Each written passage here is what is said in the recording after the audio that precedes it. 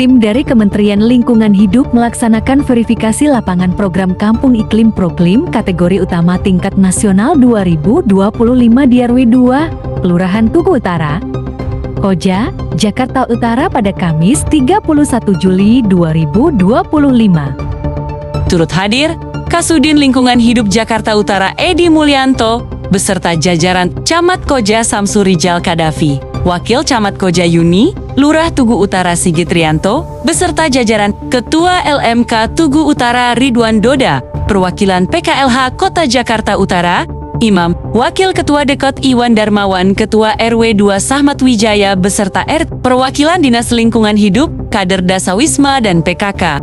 Ketua RW 2, Kelurahan Tugu Utara, Sahmat Wijaya mengatakan, untuk mengikuti kegiatan ini, pihaknya telah melakukan berbagai persiapan mulai dari bank sampah, ketahanan pangan, taman, serta rumah sehat dan optimis meraih proklim kategori utama tingkat nasional.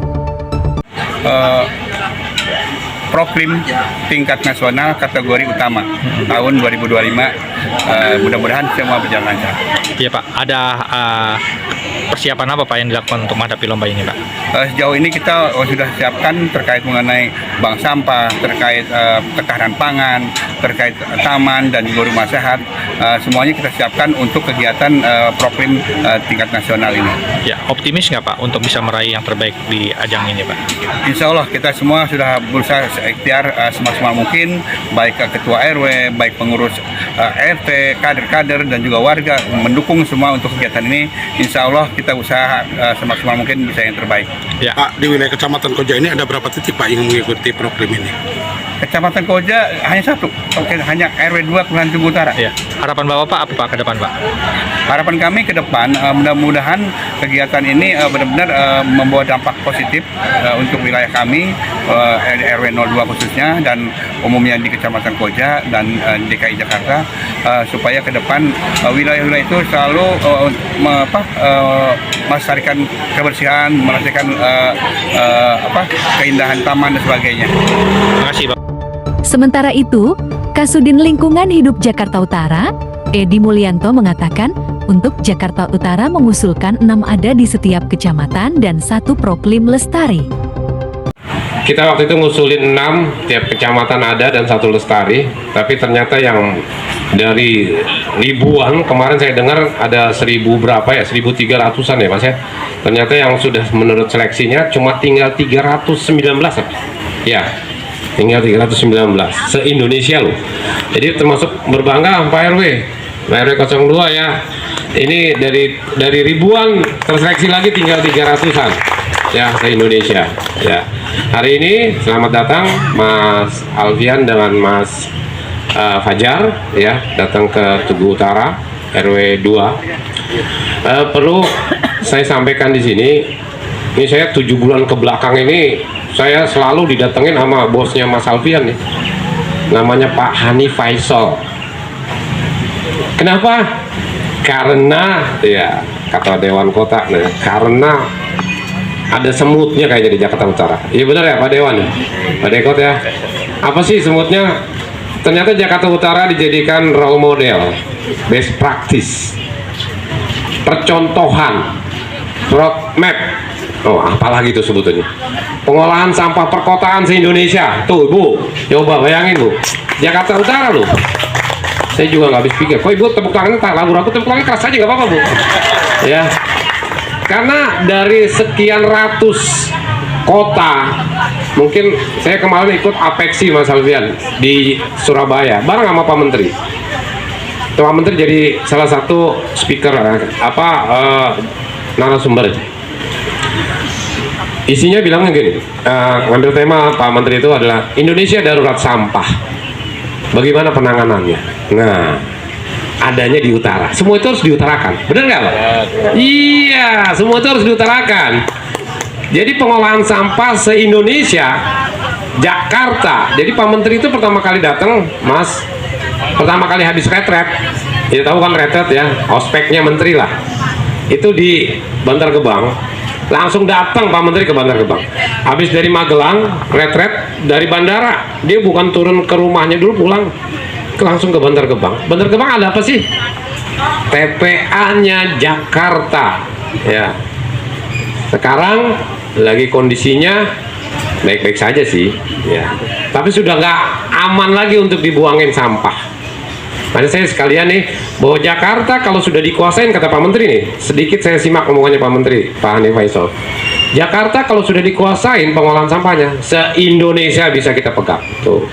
Jakarta Utara kalau sudah dikuasain, Jakarta secara keseluruhan bisa dipegang. Betul nggak? Tuh. Jadi Pak Menteri mengatakan seperti itu, sehingga Jakarta Utara ditunjuk untuk menjadi percontohan. 7 bulan ke belakang, saya benar-benar.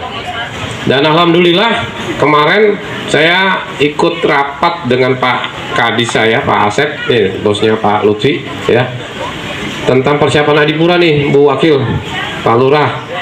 Ya, kita udah duluan start kemarin, udah kumpulin ya. Kita kemarin kumpulin sama Pak Wali di ruang pola, ya, tentang persiapan Adipura. Ternyata Pak Kadis satu-satunya yang bisa untuk memperoleh Adipura Kencana, karena aturannya sekarang berubah lagi ya Mas. Adipura Kencana adalah Jakarta Utara doang, se-Jakarta. Tuh. Kenapa? Karena ada RDF Rorotan.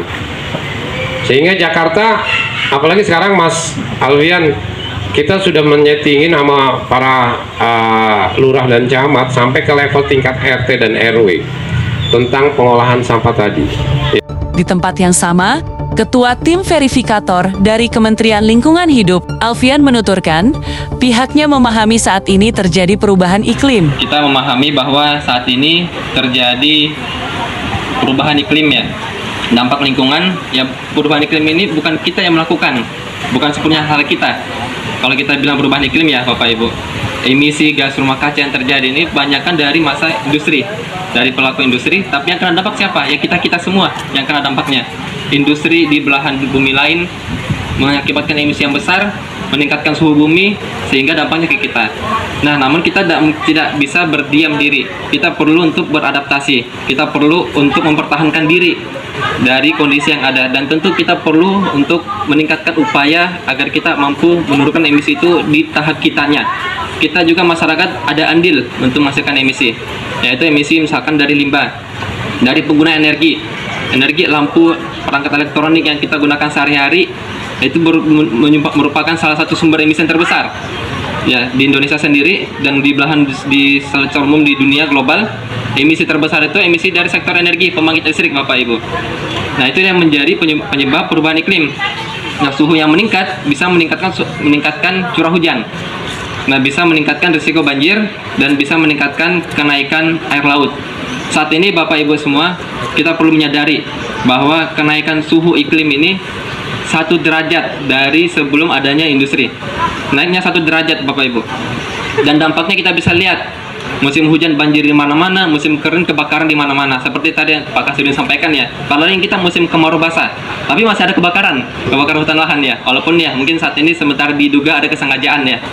Dan sekarang saat ini sedang diupayakan untuk pencegahan. Kami juga di Kementerian Lingkungan Hidup saat ini berbagi tugas untuk bukan hanya satu bagian aja yang melakukan penanganan ini, pencegahan ini, tapi semua bagian dilibatkan untuk mencegah kebakaran lahan. Dari Jakarta Utara, Ambang Arnis TV mengabarkan.